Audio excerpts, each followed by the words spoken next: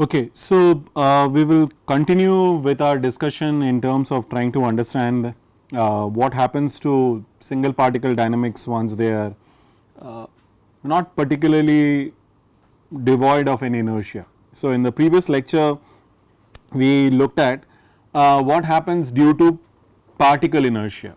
So, our starting point was that if you take the Maxey-Riley-Gattagnan equation and then consider the heavy particle limit.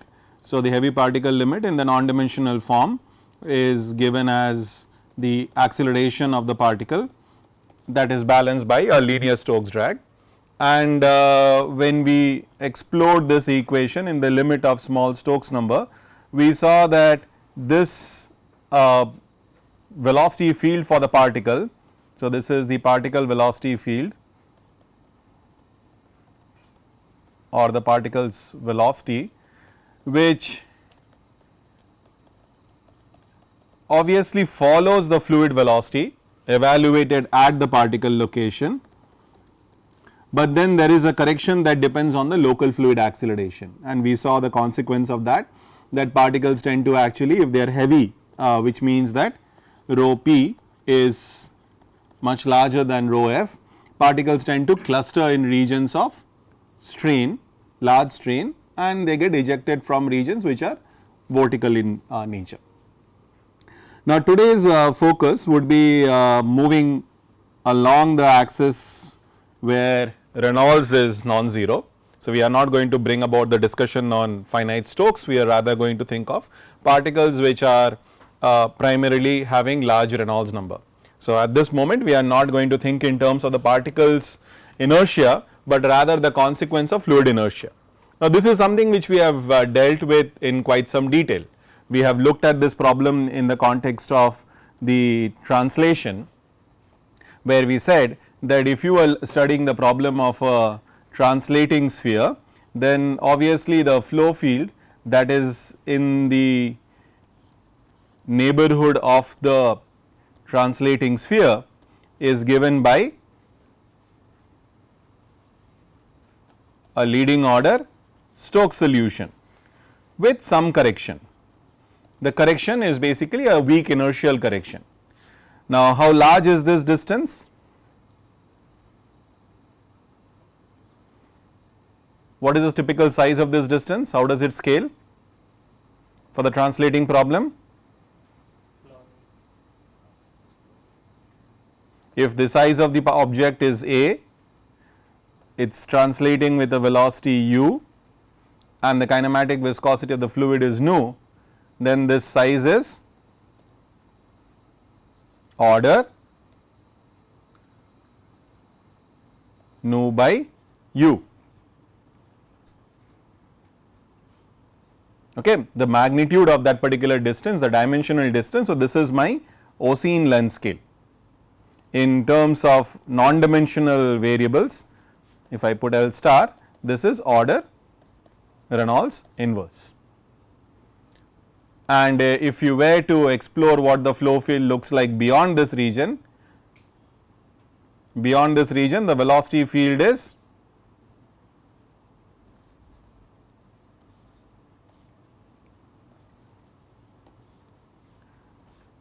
a source flow with a compensatory wake that is present. So, the velocity field in this source region decays as order 1 over r square, whereas in the wake it goes as order 1 over r, and the envelope of the wake actually grows as r square. So, this is the transverse. So, if this is the transverse coordinate and this is my z. So, as you keep moving along, the size of the wake is basically growing as r square. So, it is like a paraboloid kind of a shape.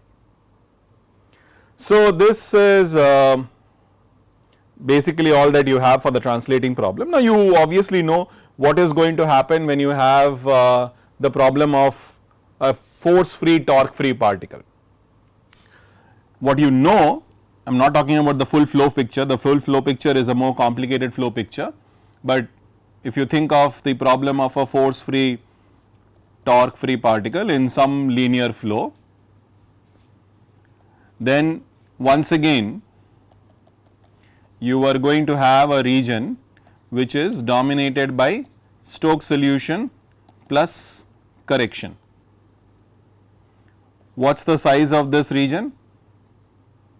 Is there a region beyond which inertia becomes important in this particular problem?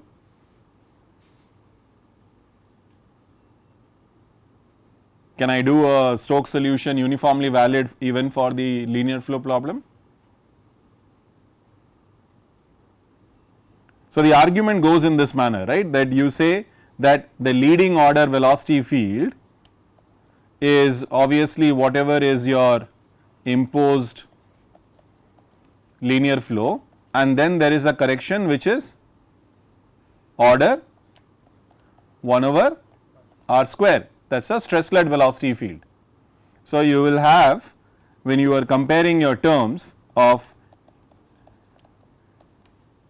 rho u dot del u with mu del square u, you compare the magnitude of these terms, then this is rho, if I make gamma dot as the magnitude.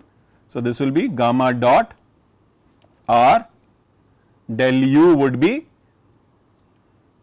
1 by, what is del u? I will have a contribution from the disturbance. So, that is going to be 1 by r cube. Obviously, I need to make this dimensionally consistent. So, this would be gamma dot a by r cube.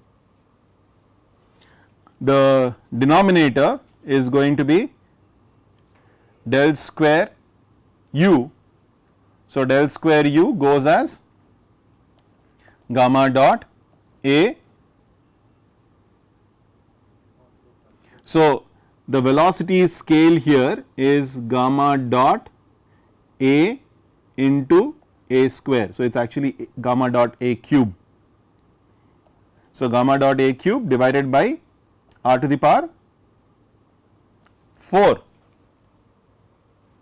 The viscous force for a stresslet is going to scale as 1 by r to the power 4, because the stresslet decays as 1 over r square. So, when you are trying to compute what is del square u of that, you are taking a derivative twice with respect to the spatial coordinate. So, a second derivative would make a 1 over r square go as 1 over r to the power 4. The advection term is going to be the advection by the background linear flow of the disturbance. So, this is going to be gamma dot r, which is the background linear flow, and the disturbance has a velocity gradient which is gamma dot a cube by r cube. So, if you do this, all of this, as usual the size of the particle will go off and you are going to get 1 by nu gamma dot will survive in the numerator with r square. So, the dimensional Oseen length for shear is, what should it be?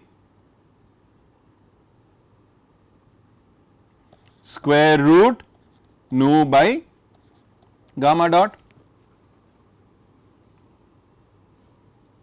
So, that is the distance which, so square root nu by gamma dot is the distance beyond which inertial and viscous forces are going to be equally important.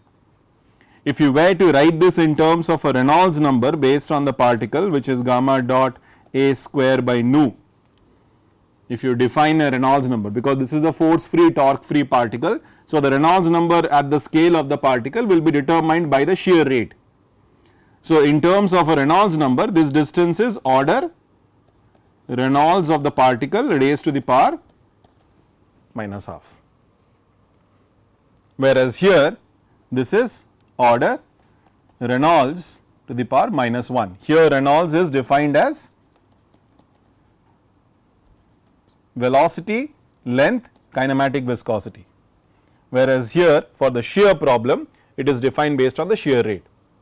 So, every time you are doing any of these problems, you have a characteristic region beyond which inertia and viscous effects are going to compete. So, this is something that you have seen when we were discussing about the effect of inertia. Now, what inertia does, obviously beyond changing the magnitude of the drag force obviously is going to, for the translating problem, will it increase or decrease? What should happen to the drag force if inertia is actually present? It should increase, because you have the argument of minimum dissipation theorem, which will also allow you to arrive at that point, that the drag for the particle moving with the same velocity in Stokes flow would be lower than that same identical particle moving with the same velocity in a Navier Stokes problem with inertia. So, but the other important aspect that we have is when the particle is actually settling, you have a formation of a wake that occurs. So, there is a wake that is there for an object that is translating, and obviously this is a very visible feature of fluid inertia. Now, what is it that this wake does? Now, that is what is it that we are going to discuss right now. So, if you remember, we in our earliest discussion when we got introduced to Stokes flow, we looked at various kinds of problems. So, one is we looked at the problem of the settling motion of a spheroid or any axisymmetric particle, and we argued that when this falls, so let us say that this is the orientation vector, this is the velocity vector, when this falls, what was our conclusion for the settling behavior of an object that is axisymmetric due to gravity? What was it that we concluded before we even did any formal calculation of Stokes flow? We use reversibility and symmetry arguments to conclude it will not change its orientation, there is no rotation. Similarly, we also argued about a problem where if you have a spherical particle in a channel flow, there would be no lateral migration or lift.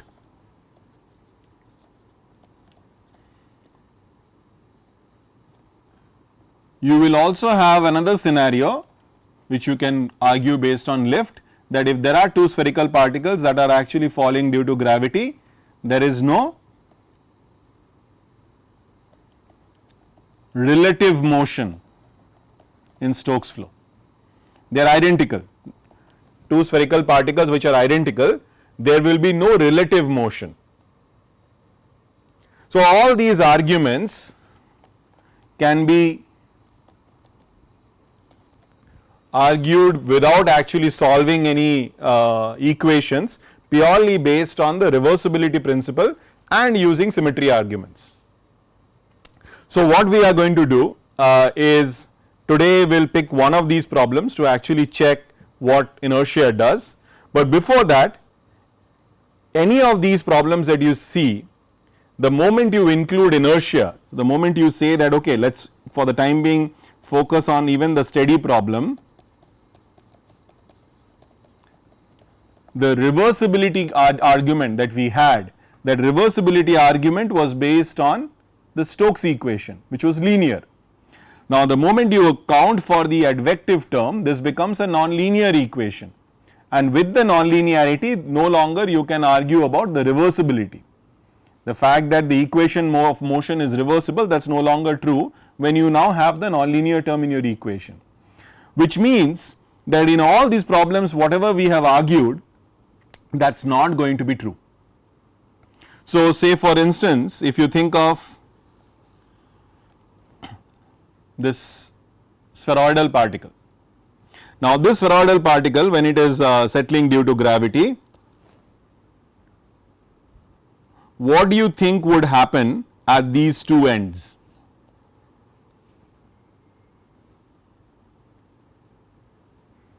You focus at this particular end. There is an object that is translating in the fluid. So, what would be the deviation from Stokes flow solution at, let us say, end A due to fluid inertia?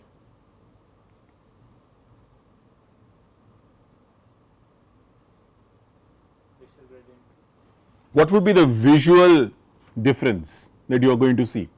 If you were to, let us say, solve this problem numerically and compare it with the Stokes flow solution, what is the first visual thing that you are going to observe at end A for this settling object with the inclusion of inertia and when inertia is absent in the two scenarios? There is going to be, well, oscillations are going to happen at a much larger value of Reynolds number. We are still looking at something. So, even if you do not want to do the settling problem, you can think of a problem of an uniform flow past this object. You can think that there is an incident flow u infinity that is going around this object. So, if there is a uniform flow and the rod is actually held fixed or the spheroid is held fixed. So, you do a Stokes flow problem and you do a problem which is Navier Stokes, steady Navier Stokes. What do you think will be the difference? There is going to be a separation, or more importantly there is going to be wake formation. So, whenever you think of flow, whenever you think of finite fluid inertia, the first thing which should come into your mind that there is possibility of formation of wake that is going to happen in this problem. So, if you are doing a problem of flow past this object, you are going to see a wake that is going to form here, right. Similarly, there is also going to be a wake that is going to form. Let me use, so I am drawing a very crude wake. There are going to be blobs of vertical regions which are forming there, wakes that will form. Now, because this object is tilted, these wakes are not going to be symmetrical, right. You can imagine one of the wakes is actually shielding the other wake. You have a rod and the rod is in a flow. So, obviously, one of the ends will have a wake which will kind of cover up the other end. So, there will be an asymmetric wake structure when it is oblique. Now, this wake structure that you have a bigger wake on one end and a smaller wake in the other end, that is going to give rise to a torque. So, the system will actually try to come to an equilibrium where the two wake structures become roughly equal in size. So, the moment you include fluid inertia, there is going to be formation of wake and that interacts with the geometry to basically create a torque in the problem. So, this is a key idea that actually comes about when you are saying that Reynolds is not 0, and you can now see that if you were to argue for the torque,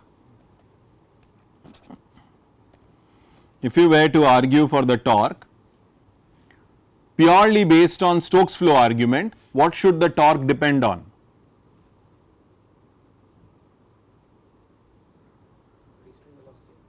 It will depend on whatever is the imposed velocity, and linearity tells us that it should be linear on that velocity and the orientation. Now, I want to construct a vector in using these two. What do I get? I can put a cross product here, right? Right?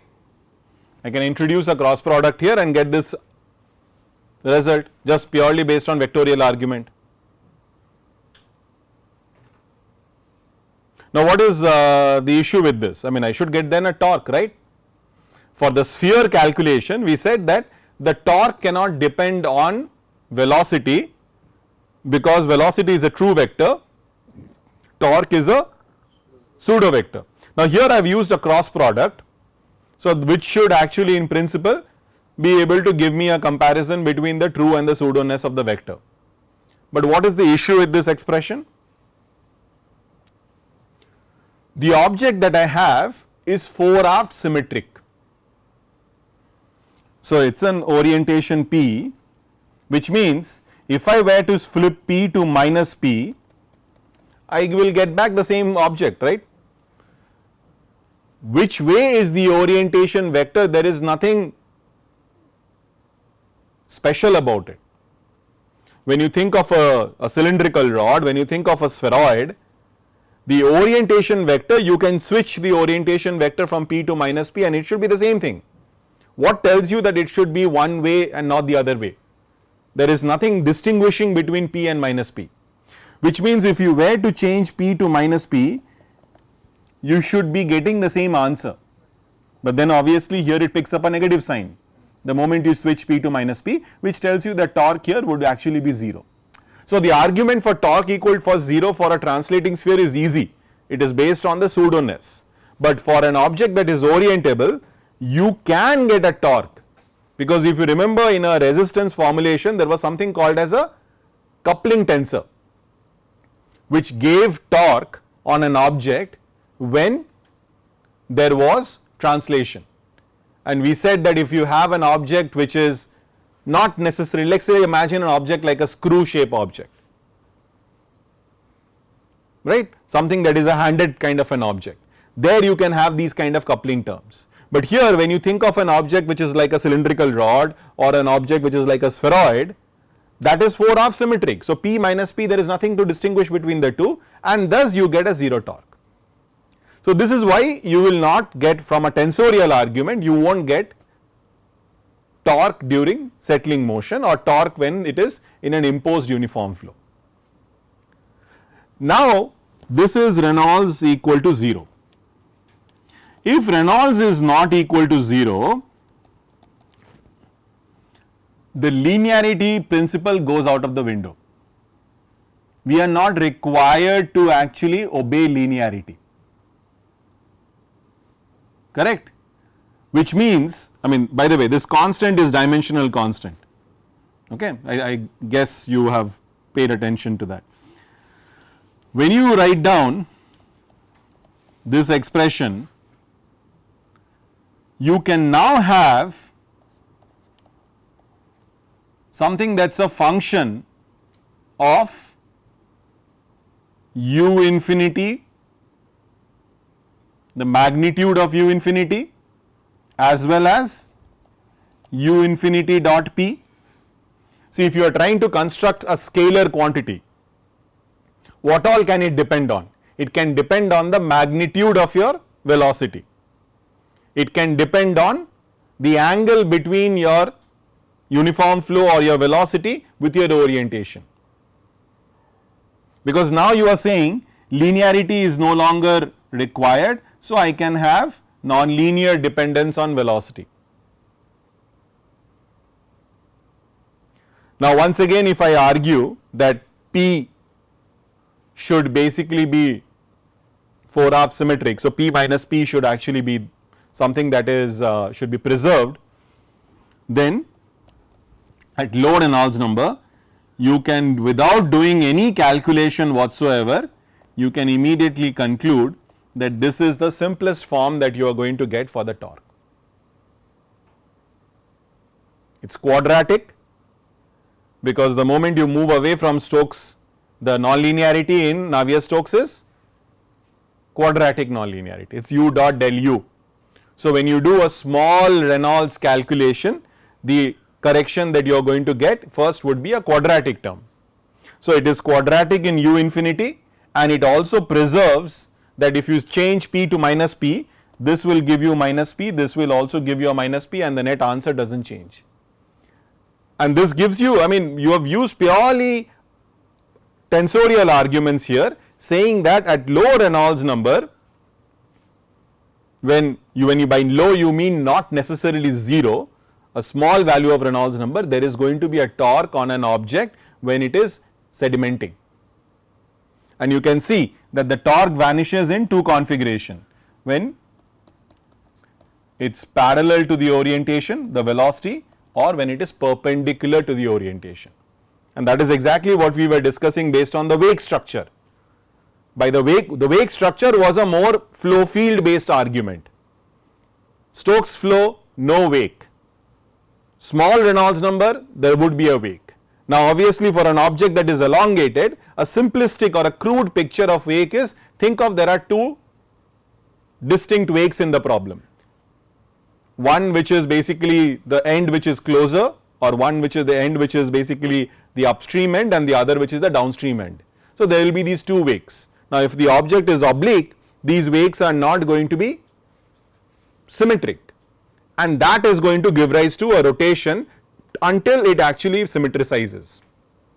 So, this is a viewpoint which is coming from the flow field, but you can also argue this based on tensorial argument, saying that I cannot get a torque at Stokes in the Stokesian limit, because the torque should be linear on velocity, and the only way I can construct a torque linear on velocity is if the torque is proportional to u cross p. Now, u cross p does not preserve this 4-half symmetry of the object. So, thus the torque is 0. But then if I do low Reynolds number where Reynolds is non-zero, then I am relaxing the requirement of linearity. I do not care about linearity anymore. So, what do you do next? You say the next term can be quadratic in velocity. So, if you have quadratic in velocity, then the simplest term that you can construct is, it has to be a vector, you can't obviously make it into something else. So, the simplest way you can construct a vector which is quadratic in velocity is you say that u infinity cross p multiplied by u infinity dot p, and that tells you that the torque is going to vanish in two configuration, when the object is perpendicular to the flow and when the object is aligned with the flow. Now, which one is it that you are going to observe, that you can't answer from this? That requires you to basically see that which of this configuration is a stable configuration. So, once you do the stability calculation of this configuration, you will find that objects which are axisymmetric with 4-half symmetry, they are going to have a configuration where, if you are thinking of a rod, they will be broadside orientation. If you have a disc, the disc is also going to have its symmetry axis aligned with gravity. If you have a rod, the symmetry axis is perpendicular to gravity. So, in both cases they will sediment in a broadside orientation. So, if you do experiments in the lab and you drop, let us say, a bunch of rods, if you were to do this in the pure mathematical Stokesian limit, each rod individually they are going to preserve its orientation, because their rotation rate is 0 in the Stokesian limit. But if you do this at small Reynolds number limit, you add each rod at different orientation, eventually you are going to observe that these rods are going to orient with their broadside settling behavior. How long does it take? That obviously depends on the viscosity of the fluid, the size of the object. So, if you were to make the Reynolds number smaller and smaller, it would take longer for it to achieve its equilibrium orientation. So, the time scale of rotation is dependent on the Reynolds number. So, if you have an extremely low Reynolds problem where you have made Reynolds vanishingly small, you really need to wait very long for it to actually come to an equilibrium orientation. Now, in some cases that might be longer than the size of the tank in which you are doing the experiment. So, in which case you can say roughly I am doing really a Stokesian problem. But if Reynolds was not vanishingly small, if Reynolds was around 0.1, then you can quickly check how long would it take, because the time scale would scale with Reynolds number for it to orient into a horizontal orientation. So, you drop these rods, you drop these discs in whatever orientation you want, eventually all of them are going to choose a broadside orientation, and that is the consequence of fluid inertia. So, when Reynolds becomes larger, as Reynolds keeps getting larger, obviously the picture that I am showing here, this picture is going to start getting modified. So, the first modification that you would have is that the wake structure that I am showing here is no longer going to be steady. Now, that is where there is a key. See, if you see, I am kind of jumping between two scenarios: flow past an oblique rod and a settling oblique rod. Now you can say that a change of reference frame, what is the big deal? But they are not the same problem as Reynolds becomes larger and larger, because once Reynolds becomes very large, now you can think of that the wake which is becoming unsteady in the freely settling problem is coupled with the object's orientation. The aerodynamic torque and the aerodynamic drag it experiences determines its orientation, and now if the wake becomes unsteady, you are going to start seeing differences. And so finally when you do larger Reynolds number, there is an unsteadiness that is going to happen to these wakes, and obviously the picture becomes more complicated. So if you drop a card, let us say a piece of playing card, it is not necessarily going to attain a horizontal orientation, because that Reynolds number is not small. So there will be a lot of other things which will happen. There will be a lot of oscillatory behaviors that you are going to see, even though that is an object which is has very nice symmetry. If you drop it, the Reynolds number that at which the settling behavior occurs is not a small Reynolds number. So you are not going to see the behavior based on what we are discussing here. So this behavior, this kind of an equilibrium orientation is obviously going to be achieved when you are thinking of low Reynolds problem. So yeah, in the governing equation that's getting solved, the unsteady term is dropped. yes. So the dropping of this unsteady term can theoretically be due to the Reynolds being small. So how do you show that a small Reynolds allows you to drop the unsteady term?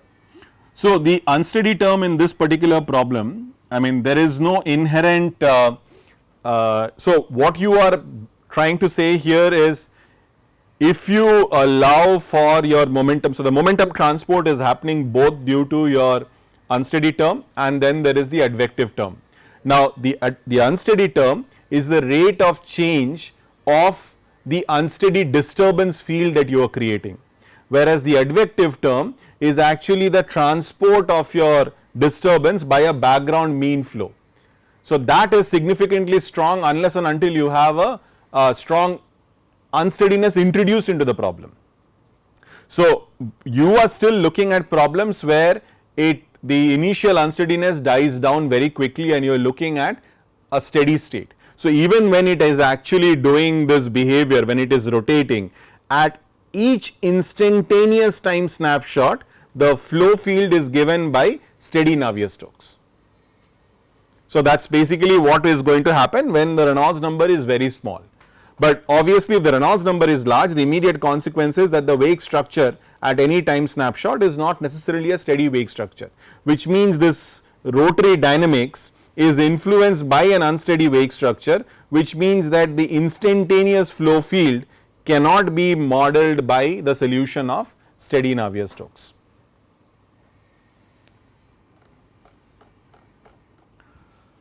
Now the last problem that we had, so I will come back to the second problem because we will do that in a little bit of a detail, but the other problem which was the two sphere problem. So when you do Reynolds equal to 0, these two spheres are not going to have any relative motion. The relative velocity, which you can say is the velocity of the second sphere minus the velocity of the first sphere, is 0. Now when you do this for non-zero Reynolds number,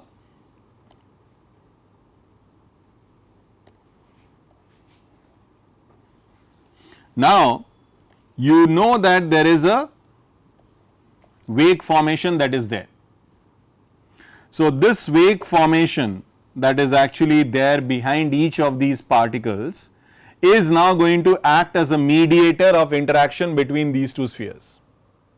So even though they are identical, if the sphere was in the source region or it was in the wake region, you are going to get very different kind of behavior. So in this particular case, what will initially happen is that you will have the spheres initially moving close together. So, there will be an interaction or there will be an attraction that will come in from the wake. They are going to get closer and closer, and then once they get close, the next configuration is where they will tumble around. So, imagine that there are two spheres. Once one of the second sphere is caught in the wake of the first sphere, it gets dragged in towards this particular sphere, right, because what is the, there is a source flow everywhere. In the wake it is entraining the fluid. When there is a sphere that is falling, there is a wake, and in the wake it entrains all the fluid, it is pulling in everything, because that is the only way it can have a compensation of the mass conservation, right. The fluid is rushing out everywhere, and in the wake it is drawing in. So, when the second sphere is in the wake, it gets drawn in. It gets drawn in towards the first sphere. So, it moves, is as if there is a highway through which it gets to short circuit and move towards the first sphere. That is the wake, that is the highway for the trailing sphere. So, the trailing sphere gets dragged towards the leading sphere. Then once it gets very close in this particular configuration, you can now think of this like the spheroid problem. The two spheres is like a rod that is vertical or a spheroid that is vertical, and here this is an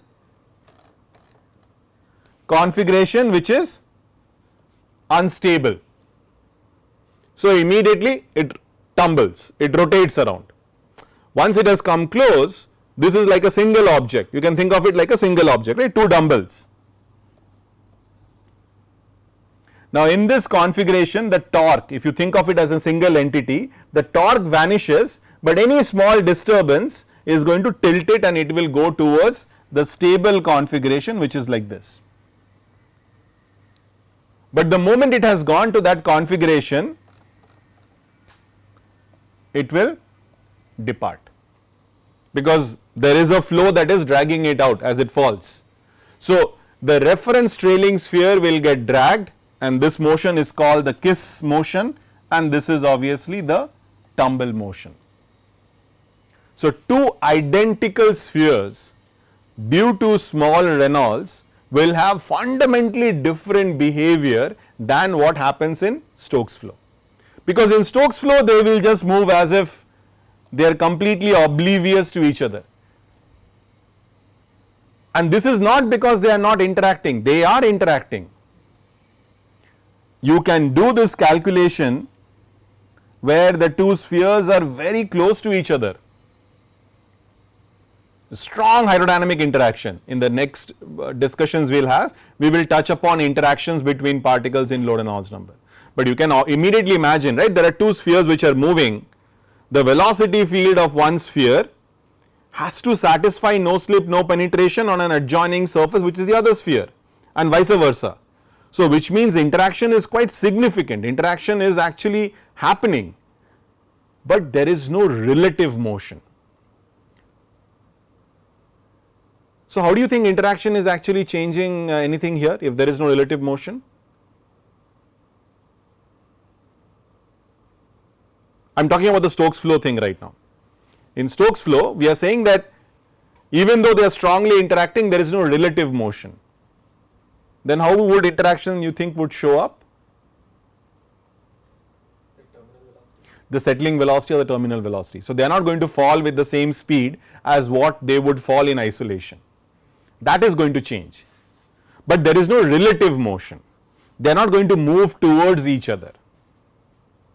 But the moment you say that there is a small amount of fluid inertia, that fluid inertia is going to be responsible for formation of wakes, and wakes are these ideal short circuits for things to get trapped and pulled towards a particle. Yeah. The presence of wake, is there any like particular value of Reynolds number which is required for the wake to form? It will be there for all values of Reynolds, it is just that the size is going to grow as Reynolds becomes larger and larger, the size of the wake. So, if you are doing flow past an object, you are going to have a wake that will form, and that wake size keeps becoming larger, the bubble that is forming is going to become larger and larger as you keep increasing your Reynolds number.